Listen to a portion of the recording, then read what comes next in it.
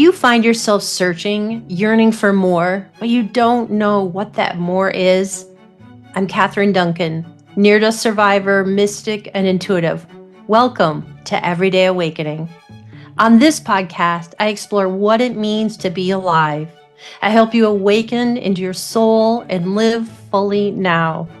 Through inspiring conversations, we'll dive into mindfulness, spirituality, and the transformative power of presence and living aligned with this universal energy. Together, we'll examine life's biggest questions, and I'll share practical wisdom to help you open your heart and awaken to the preciousness of being alive.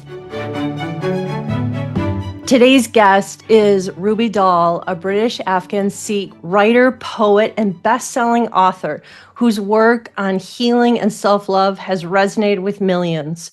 After losing her mother at a young age, Ruby turned to writing as a path to resilience, building a platform with nearly 1 million followers, featured in Harper's Bazaar, New York Weekly, Times of India. She's also appeared on the BBC Asian Network and BBC Radio London. Her latest book, The Path to Self-Love, is a deep dive into how we can heal our heart. Ruby, welcome to the show. Thank you so much for having me, and thank you for that lovely, very warm introduction. We recently, you and I met through a few business connections in publishing, and I immediately felt a connection with you. And I've been studying self-love and how do we love ourselves, and found your book and love your book. Oh, thank you so much. It was amazing connecting with you, and I felt the same. I felt like I was connected through you straight away when we had that conversation. And there's very few people you meet who you're just aligned with straight away. And in our conversation, I was like, yeah, we are on the same page. And it just felt so refreshing to have that conversation. And it feels so great to be here as well. And I feel the same way about you. Oh, lovely. And thank you for joining. So I wanted to start by asking, what led you to writing this book? And you've written several books. So curious about this book in particular. Absolutely. So I have been on this journey to self-love for most of my life, and I didn't know I was on this particular journey. So as you know, I lost my mum when I was very little. I was 4 years old, and this kick-started my very difficult first healing journey, the longest healing journey I've been on. And life happened, you grow, you go through your adolescent years, you turn into an adult, you have all these different experiences, but that particular experience and the trauma that I felt after, it stayed with me for a really long time. And I went about my life and I always felt like I was trying to do everything right. I was working on my health, I was going to the gym, I was going on walks, I was trying to do everything, but I still didn't feel happy. I still didn't feel content. And over the last decade of my life, I realized it was because I hadn't really figured out what self-love was. I was going about it the wrong way. And when I started to do the very things that I mentioned in this book, when I started to, carry out those particular tips and tools and put them into my life, that's when I realized that healing isn't just about trying to move on from your trauma. It's about trying to learn from it and trying to become a stronger person, but also learn how to love yourself in the process. And when I kind of felt like I figured it out, I share everything with my readers. I try to help them on their healing journeys and in their life as much as I can. So when I reached a soft, gentle place in my healing and I used this particular tool of self-love in that healing journey, I realized I needed to write about it so that I could help my readers too, because I'm sure so many people are going through what I've gone through and what I continue to go through in my life. And that's why I was like, I need this book to be out in the world. So it sounds like you felt a nudging or a knowing, and you just had to start writing this book. These are my experiences, and if I bundle them together into this book with in a way that helps someone, it's going to change so many lives, and self-love has changed my life. So Mm-hmm. yeah. And I do think writing a book is a calling from writing my book, Everyday Awakening. Once I started writing, I had to write. I couldn't stop. It just week after week, month after month. It was cathartic. I found writing. Did you find it when you were writing, just cathartic writing? What was that like for you? Absolutely. Writing is healing for me. I've been writing since I was 10. I have always, journaled. I have always written down my emotions and feelings. That's how I created my Instagram page. I started jotting down my feelings and then just posting them for the world to see. So writing for a writer, for an artist, it is your soul. It is a part of your soul. And when you have an idea or when you have an experience even and you learn from it and you grow from it, or you're just going through it, you have to get it out there. You have to Mhm. somehow, you know, express yourself in some way, and writing is the way to do it. That's beautiful. Thank you. So inspiring. You inspire me. Oh, I you would, I inspire would, me. I would love to hear, how do you define self-love? I mean, there's so much out there, self-love, self-compassion. So what would you say for you? What does self-love mean? Yes. So self-love for me, it's living with an intention to nourish your life. So it's living with the intention to take care of yourself, but that doesn't always have to be unconditional or every single day or prioritizing yourself all the time. So I draw a distinction between tough and easy self-love. So tough self-love is the stuff that we don't usually do, which I talk about in my book, and easy self-love is the stuff that everybody, we indulge in it and everybody around us indulges in it, which is the bubble baths and the affirmations and the self-care days and all of those things that we associate with self-love in today's day and age. That would be easy self-love. And so self-love for me as a whole is a combination of these things, because self-love is essentially a coin and these are both sides of that coin. Mm. So how would you define tough self-love? So I do see that easy self-love. Yeah, curious. How would you define tough self-love? So tough self-love is different for everyone. So it's very, very particular and tailored to your individual journey. I would say tough self-love is asking yourself the difficult questions about your past trauma, sitting down with your emotions, or thinking about why you feel the way that you do when someone says something. Perhaps, someone's mentioned something about your weight and it triggers you. Why do you feel that way? That means going back, rewinding the reel of your past and your experiences and looking back at your childhood experiences, your past trauma, trying to understand the kind of attachment style that you have, which affects the relationships that you get into now. So self-love it's not just, a lot of people these days think self-love is just chanting I love me to the mirror or just telling myself I am worthy, it doesn't work like that. Self-love is living in a way to improve your life. How do you improve your life? On the outset, you could do all these things. You could go to the gym, you could drink your 2 liters, you could have a self-care day, bubble bath, go to the spa. You could do all those things, but you have to work on your internal foundation. And working on your internal foundation is looking back and sitting alone with yourself, journaling, writing down why you feel the way that you do, why, you keep getting into the same kind of toxic relationships, how you could improve a relationship with a particular person in your family, just a variety of things. And for every person, it's very particular. So for me, it was trying to move on from my past trauma so that I could kind of unlearn what I knew about love and learn it in a new way, which was healthy for me and good for me. For someone else, it could be, you know, learning about why they have a certain relationship with food, and because their self-love is so deeply intertwined with their perception of how they look. So it could be looking back and thinking about all the times they had a particular experience which made them question how they look or how they feel. And so everyone's journey is very different, and the reason why it's tough, it's because it's the kind of things we don't really associate with self-love. We usually say self-love is, if you're practicing self-love, it's this feel-good thing. You instantly feel good, or you're going to feel good eventually, in the next hour or two. But tough self-love doesn't necessarily entail those feel-good emotions. It usually makes you feel worse before eventually weeks and months and perhaps even years down the line, you feel better, Mhm. essentially. I can't agree with you more. Yeah, I find this weekly in my private practice and personally, professionally healing. I think it's a choice. It takes courage, it takes strength to look inward. Wow, especially if you've gone through a tough experience, family of origin, as you said, attachment. And I've really learned both personally and professionally, that, the pathway to healing is feeling your feelings. And it's so easy to live head up, letting our mind run us, shutting down our feelings, not feeling our feelings. It takes even courage just to feel our feelings. So boy, I can't agree with you more. I've learned on my path, being with lots of people at end of life as a chaplain and the work I do now, it's just, I think we're here to learn to love. I think we're here to keep learning how to love ourselves, open our heart.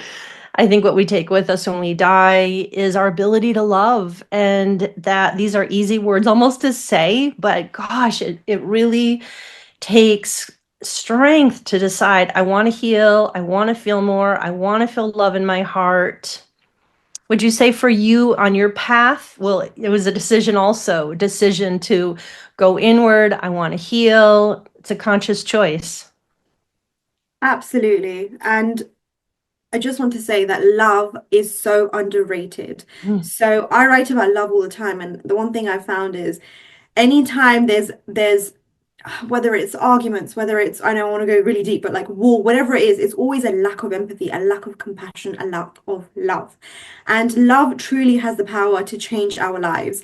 We see even in statistics that people who are alone, people who are lonely, who don't have a support circle, a support group, they tend to die quicker, they tend to be more depressed, they tend to be, more sad. And it's because we need love around us, not just within us, but around us. We need a safe space, we need a support group of people who love and care about us.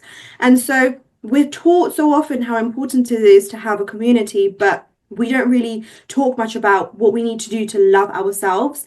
And for a really long time, I didn't know what was lacking. I was like, I'm trying to do everything on paper. I'm trying to take care of myself in every way that I can, but what is it that's missing? And I realized it was that compassion for myself. It was that empathy, that me creating a safe space for me, not just expecting everybody else to create it or the people that I care about to create, but me being there for myself. And I think sometimes what happens is you just sit down and you reflect and you think, I'm doing everything that I can, but it's not working. Then clearly I need to look inward and actually figure out what it is that I need. And when I was empathetic with myself and when I really gave myself that lending ear, when I lent myself my own, peace and presence and so on, that's when I realized that what I really needed was love. And I imagine, thank you for sharing that, but I imagine you also started to feel a little bit of love and peace and noticing how that felt in your being and opening up more lenses for you to feel and experience life. Absolutely. I feel like it really is a domino effect. And the moment that you start creating space for yourself, and the moment that you start being empathetic and carry out those very actions that you know are going to help you, Mhm. you start to see the positive effect.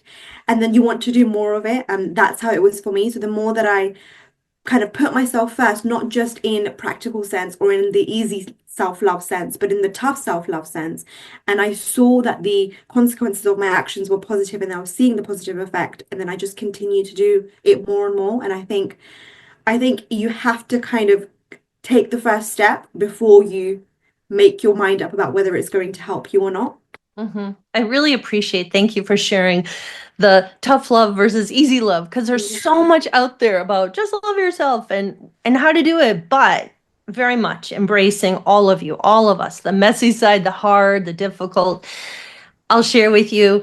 For me, it was really notable learning self-love when I was in my 30s. It came to me. I've by this point I've been voraciously reading about life and spirituality and why are we living since a teenager, from almost facing my death as a child.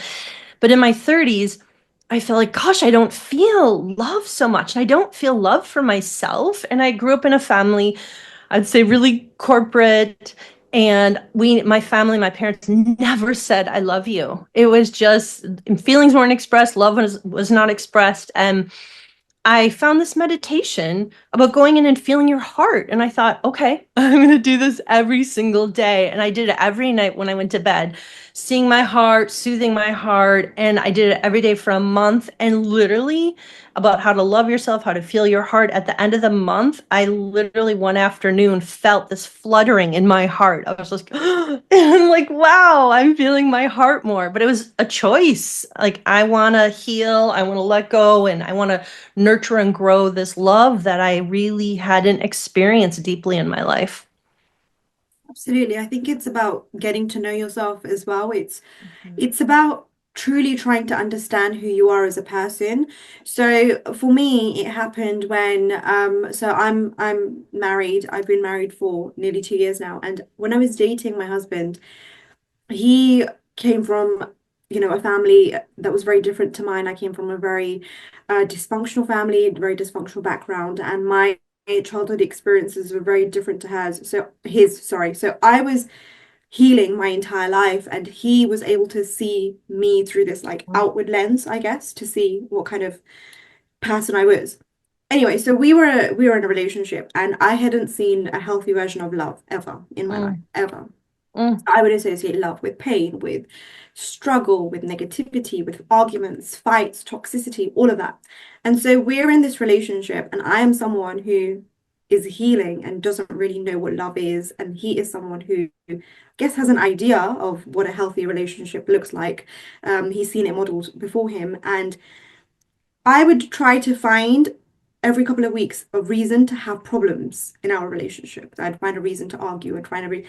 And at the time, it could be very easy to justify it away and be like, no, no, no, but this did happen or that did happen. But over time, it happened quite a few times. And then he sat down and he was like, things are good. Like, we're good. Nothing has actually happened. But there's these tiny minor, like, oh, you said this in a certain way, or like nothing's actually seriously happened. So what's wrong? Why is when our relationship is so good, you have this instinct every couple of weeks to be like, okay, let's pick this and argue about it. And the reason was because I found healthy relationships really boring. So when things were fine, I was like, why is there no chaos in my life? Why is there no, because I was used to chaos. And so having that conversation with him really made me realize that there's an issue here, that I'm in a normal, healthy, calm relationship, but I need struggle. And so I am trying to make these situations and these arguments out of nowhere. And it was because of my association of love with, struggle, love with arguments. So I could have been any other person, and I could have looked at him and be like, no, I'm not the problem here. It's you, and just ended the relationship. But true self-love comes when you actually sit down and sometimes, like, you look back and you think, okay, maybe I am the problem here. Like, maybe mm, it's me. It doesn't always have to be the other person. Because his relationship was the only healthy relationship in my life. At that point, everything else, my family, my everything else was just dysfunctional and toxic. So it felt normal. His was the only thing that was calm and peaceful. And so that was the trigger point for me, where I was like, I need to sit down and figure out where all of this is coming from and why I am acting this way. And that's when I started to understand that my concept of love was all wrong.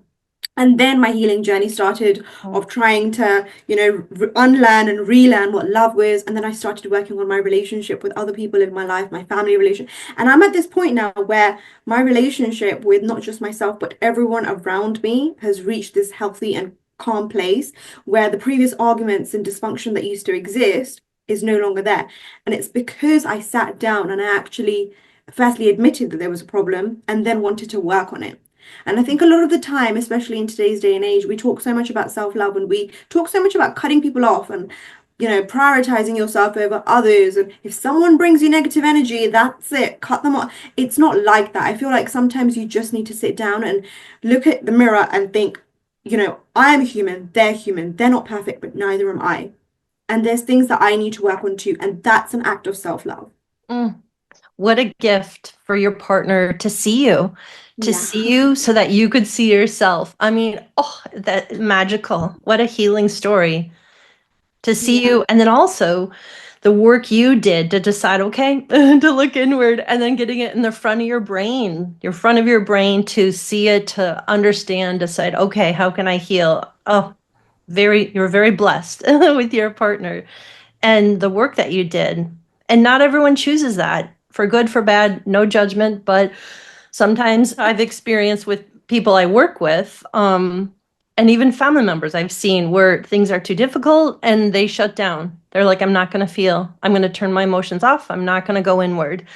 And it's a choice. And it's, again, a choice. It's challenging, but how are we each choosing to live? You talk in your book about forgiveness, and I'd love to hear your thoughts on forgiveness. How can we forgive? Yeah, it can be challenging when people treat us poorly. Absolutely. Forgiveness is huge. And I think a lot of the time we see forgiveness as something that is similar to letting the other person off the hook or lifting off the weight off their chest when we forgive them. Firstly, forgiveness doesn't need to happen with the other person. You can just choose to forgive and not kind of, if they're out of your life, they're no longer, a part of your life. They don't need to know. It's something you do for yourself. So when you're carrying all of this negativity, angst towards someone, it weighs down on you. And so forgiveness is you releasing yourself from that weight. It's you lifting that weight off your own shoulders and being like, I don't want to carry this anymore. Because in a way, you're still carrying that person forward with you.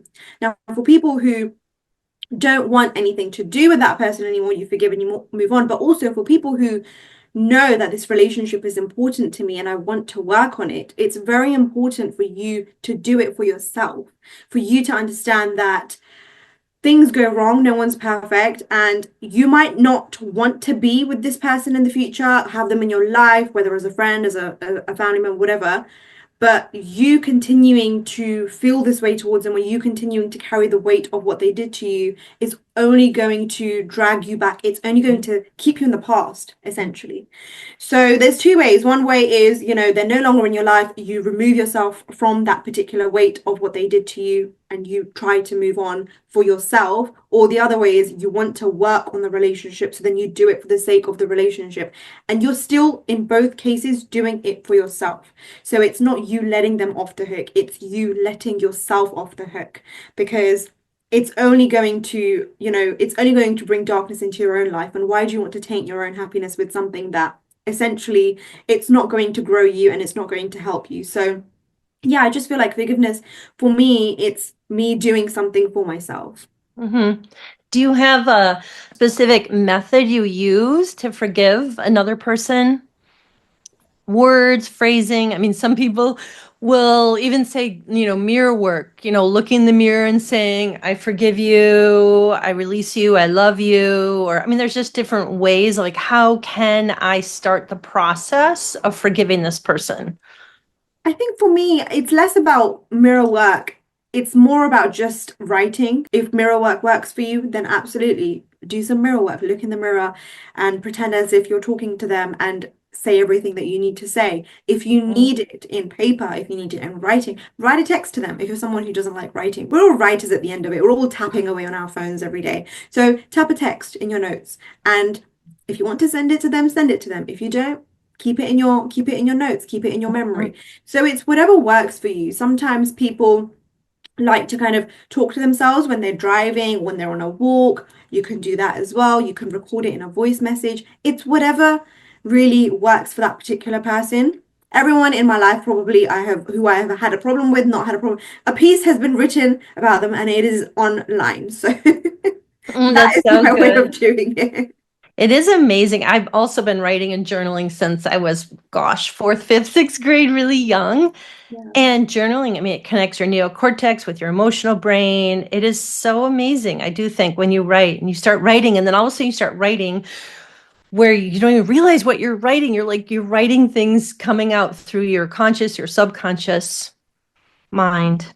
Absolutely. And Yep. it's an art. It's healing. People do Mhm. writing therapy, people do art therapy, and I feel like in this day and age, especially journaling it's so out there and everybody talks about it, but really where does it come from? It's something so simple. It's something that we as writers we do it all the time. I write myself into my characters, I write myself into all my stories. All my books have been, things I've experienced and felt. And I think writing and expressing yourself and doing whatever it is that you needed to get those emotions out in some way, whether that's Mhm. drawing, whether it's any form of like visual means, any visual mechanism that you can use, I think it's great.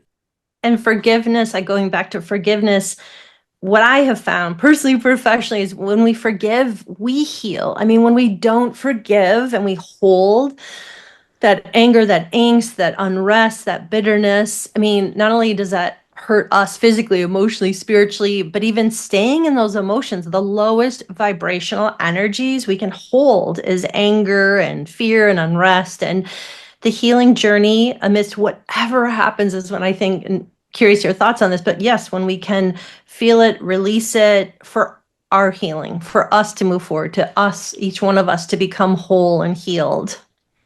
Absolutely. No, I completely agree. I think forgiveness is, again, it's something that you do for yourself on your healing journey. And I always say that every kind of negative experience in our life, it initiates a new healing journey, a new journey kind of we go on to move on from that particular experience. And so forgiveness is a part of that. It's a part of you moving on from what you've experienced with a particular person in your life. Mm-hmm.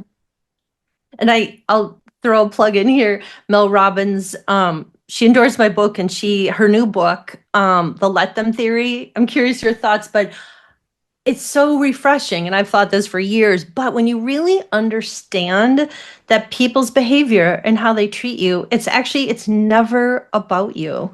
It's about what's happening inside of them and how they feel about themselves, and thus maybe why they're not kind or they're short or whatever the behavior is. It is so fascinating when you really understand that that's really reflective of where they're at. And it's not about you. There's such a freedom and there's more breathing room. Do you have thoughts on that?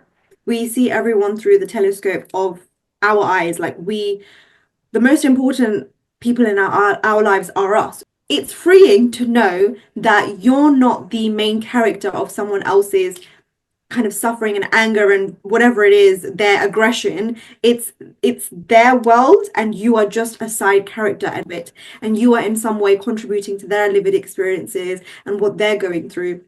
It's freeing in a way, but it's also kind of it's kind of aggravating as well, because it's like we don't live like that. We When we live every day, we think that we matter so much, because we matter so much to ourselves. So we think we matter so much in everyone's experiences.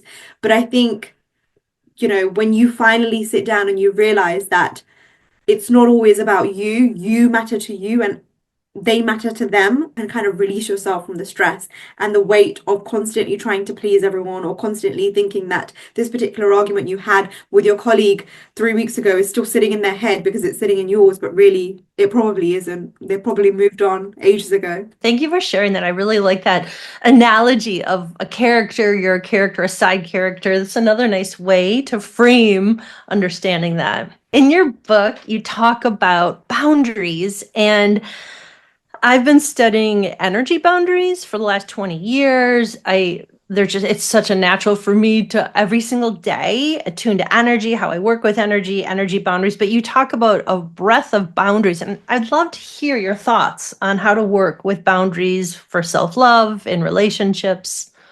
Yeah, boundaries. There's a whole chapter on Hmm. boundaries in my book because of how important they are. So I see boundaries. Before, I used to see them as a wall, and you cannot break this wall. You cannot. Now I see it more as a tool, something that you do to not only protect yourself, but to protect your relationships as well. So relationships for me are really, really important in your self-love journey. So self-love is not just about you, it's about the people around you as well. It's about benefiting from those healthy interactions and the healthy relationships that you form with others. So boundaries is a way for you to protect your peace, but also for you to protect your safe space and your support circle. So there's different types of boundaries, as you mentioned, and the two ways that I talk about boundaries is, one is in the way that you act and the way that you hold yourself, which are subtle boundaries, I guess, covert boundaries, and then the other way is, you know, the way you talk to people and actually approaching it, which are more like hard boundaries. And I think subtle boundaries work best when you don't want to lose someone, so the relationship is really important to you, and you think, okay, talking in this way might get my point across. So for example, say someone is constantly borrowing money from you. Say it's a friend and she's always borrowing money from you. Every time you go out, she doesn't seem to have any money to pay. And you end up paying once, twice, three times, again and again. Over time, it affects you because you think this person is really close to me, but for some reason, I always find myself paying for them. However, the friendship is really important to you because even though you have paid on an X number of occasions, she's probably done a lot more for you in not monetary terms, but like emotional terms that you can't really put a price on. So you don't want to lose her, but you still want to put a boundary. How do you do that? You don't directly approach her. You kind of talk to her in a way that indicates that you're making a boundary. So, say next time she messages you and says, "Hey, do you want to go out?" And you're like, "Yeah, yeah, sure." And then a day before or on the day when you're in the car, she says, "Oh man, I don't have money today. I'm so broke. I don't know if I'll pay." You can just say, "You know what, me too. I don't think I can pay either. Why don't we just go back to mine or we go back to yours? Or maybe we can go on a walk. We don't need to grab a coffee. We don't need to get, lunch or anything." Now, not only are you softly telling her that, yeah, I'm not going to be paying, but you're also kind of making her feel good in a way because she probably thinks that she's not alone in this situation. And so over time, you doing this will ensure that a boundary is set without you losing your friend. Now, that's in cases where your friend is really important to you. However, if you think that I need to set a hard boundary because me losing this person or me affecting this person negatively, it's not like a huge deal for me. Like say they're a peer, they're a work colleague, whatever it is, and they're not that important to you, then you go ahead and say, "Hey, listen, you're doing this and I'm not really happy with you." And so yeah, I think that there's two ways that boundaries can work. One way, when you protect your peace, you do it in a way that's upfront and you tell them exactly what the situation is.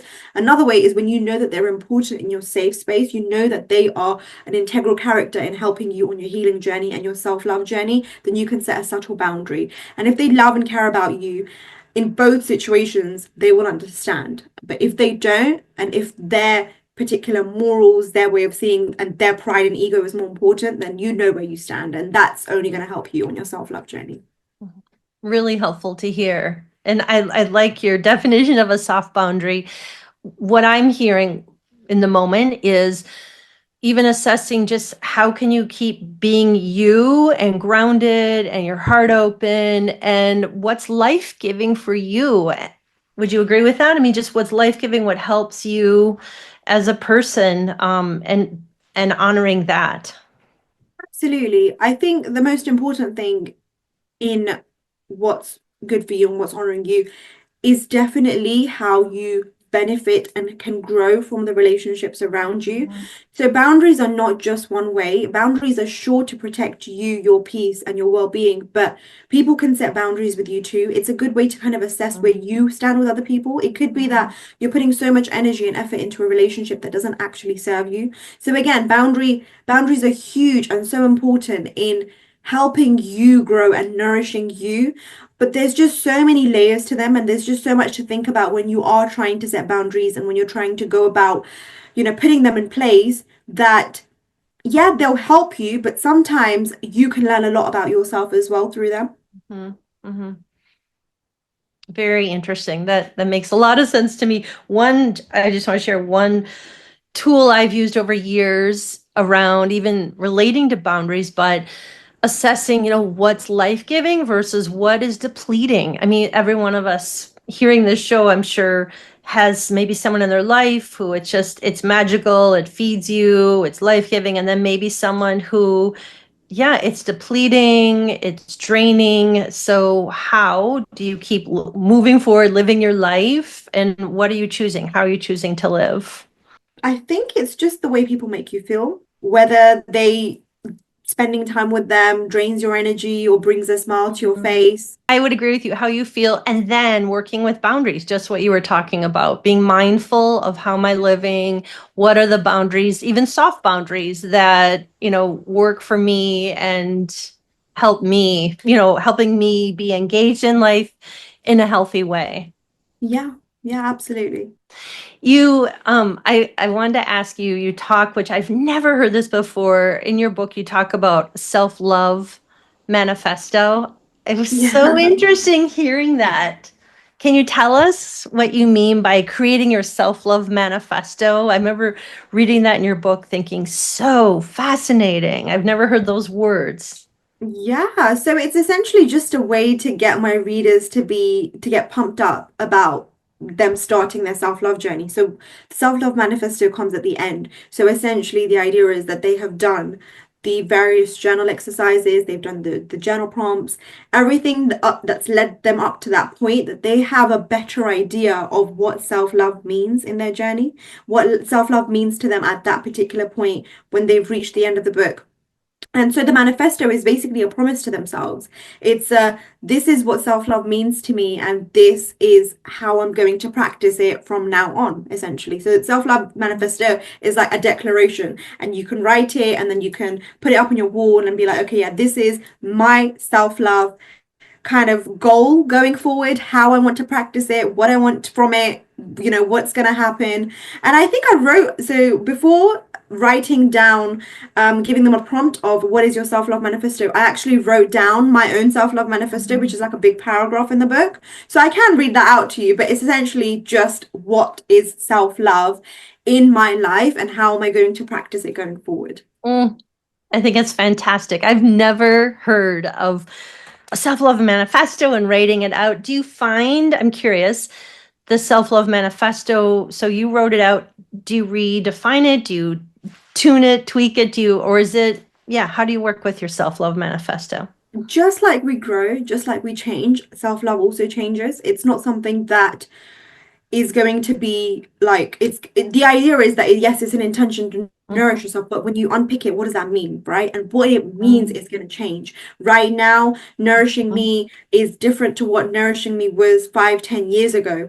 And as you change, as you grow, what you need to heal from, the trauma that you've experienced, that's also going to change. And so right now, my self-love manifesto, or a year or two ago when I wrote this book, the self-love manifesto was a lot about taking care of my physical health, taking care of my mental health, and working on my relationships. So I was walking a lot, I was going to the gym, I was drinking my 2 liters, I was working on my relationships, I was just about to get married, so I was focusing a lot more on making sure I have that healthy balance between my work life, my personal life, and what I needed. Now going forward, now that I've got more stability and more time and balance in my life, my self-love manifesto, I guess, is a lot more about experiencing new things and going traveling and eating good food and working on my relationship with my husband and my family. And I feel like I've reached this place where I kind of I don't want to say healed because healing is a lifelong journey, but I've reached a softer place in my healing journey from my childhood trauma. So that's no longer going to be something that's going to be in my manifesto in that I need to heal from the hardcore stuff, but the need to constantly take care of myself and nourish myself and be there for myself is going to be a part of it. And so 10 years down the line that could change again. And so Mm-hmm. I feel like the intention to nourish and the intention to take care of yourself and balance the easy and tough self-love practices is always there, but the kind of intricacies of that, the details of what that actually means, will change over time. Mm-hmm. I think I'm hearing and seeing another book, the book Self-Love, Self-Love Manifesto, Absolutely. And or a until now, workbook. yeah, until now I've written about self-love. Going forward, I could write about, there's this one idea in my head which is about finding love after going through like the kind of trauma that I've gone through. So like finding love as like a broken person or whatever it is, someone who needs to heal. And that is something that is really interesting to me because it's this idea that how often do we get into the kind of relationships again and again and again, which are defined by our adolescent and childhood experiences, and we don't seem to learn from them? So, as someone who kind of stepped out of that, learned what she needed to do, and got in herself into a healthy relationship, what tips and tools can I give to people who are probably still healing from that Mm. childhood trauma and those experiences and are finding it hard to find love, I guess. Maybe when I have kids one day, I'll write a book about being a mother. Like, who knows? Who knows? There's just so many books out there. Yeah, yeah. I have to share, years I was a chaplain at our trauma hospital and hospice chaplain. The number one theme I heard with people, and I was with many people as they passed, the number one theme within days before they died was love. That's all they wanted. everything dropped away. It was just love of those closest to them, realizing this is why I'm here. And I saw many people as they were passing, just this love radiating around them. Love is so important, Catherine. Love Hmm. is the most important tool, I think, in Hmm. anyone's life. And even though I wrote this book, The Path to Self-Love, I write a lot in this book about how important it is in the path to self-love to have important and healthy relationships around your life. That is the path to self-love. Self-love is essentially you working on yourself while building your relationships and the people around you. And I am living proof that love can completely change your life because after I wrote a chapter on romantic love as well, but after I found the love of my life, got married and everything, my life over the last 6 years has the trajectory is just it's just kind of gone upwards in every aspect, whether it's emotionally, whether it's mentally, whether it's financially, career, in every single way. And I feel like that is the biggest gift anyone can have when you have love in your life, whether it's that of your family, your friends, your partner. Healthy love can change your life for the Hmm. best. Mm. And it's so Absolutely. important to hold Yep. on to it, to Yep. work on your relationships, to not cut people off at the first sign of something going wrong, whoever it is. Do you love for you, is it connected with some kind of faith or spirituality? I mean, I've worked with people with faith, if they're Christian, the range of faith traditions. I mean, everything to, and then agnostic, atheist. Is there a faith component in this with you or not as it relates to love, a sense of love? And No, not really, not really. I okay. think I'm just yeah, no, there's no faith Hmm. component. I mean, I believe in God. I believe God exists, more about there's something there, there's something that's always protecting me in some way. I don't really deep it too much. I am just like I practice gratefulness every day. I Hmm. practice Me too. yeah, absolutely. Like I'm so Hmm. grateful. I always send out my prayers and everything, but Hmm. I don't really deep it too much in that I don't, when something goes wrong, I don't start thinking, oh my God, this has gone wrong. This is surely a lesson for me. I just kind of let life happen. When I look back in hindsight, I will see why certain things happened the way that they did. But no, I think love itself is a religion. It's Hmm. beautiful. Oh, completely. And I think when I was going there, I think the sense of God, higher power, energy source, whatever that is, I have felt it viscerally as love. And from me facing death a couple times, it's just that sense, that vibration, that sense of connection I have with God, divine energy. It feels like love. I think it's love. I think everything is distills down to love. Absolutely. It's having this unconditional faith, this, you know, this belief in something that you've never seen, never experienced, and you know it's Mhm. out there. What else could it really be? If Yeah, it's not yeah. love, what could it be? Absolutely. Okay, last question. I like to end my show by asking, what does awakening mean to you? Awakening, I guess, for me, it's coming home to yourself. Mm. It's when you're living on autopilot for a really, really long time and life's just it's just stagnant, and then suddenly you have this light bulb moment and everything starts to make sense and everything falls into place. That's awakening. That's when you realize who you are, what you're meant to do, how you feel about yourself. And that's when life changes, I guess. Awakening is when you truly realize and come home to yourself. And that's when you're at one with yourself. Absolutely beautiful. Thank you. Thank you for sharing that. Well, such a delight seeing you. And thank you joining us from London, where it's later in the afternoon. No worries. You're just such a delight and highly recommend your book, The Path to Self-Love. How can people find you and find your books? Can you share with us? Yes, absolutely. Thank you firstly for having me. I had a lovely time. And my books can be found everywhere online. If you just type my name, Ruby Dhal, my Instagram will come up. I have the same username for everything. So it's r.dhal, writer, Dhal, writer. And I'm on Instagram, I'm on Facebook, I am on TikTok, Twitter, every single social media platform there is. You can find my books on Amazon, you can find my books in bookstores. And yeah, I just hope that it helps someone in some way, and everyone who is on their path to self-love finds self-love and healing in their journey. Well, bless you. You're such a blessing in this world. Thank you. And love to stay in touch with you. Thank Bless you. you, Thank you for Catherine. coming on. Thank you for having me. Thank you so much for joining Everyday Awakening.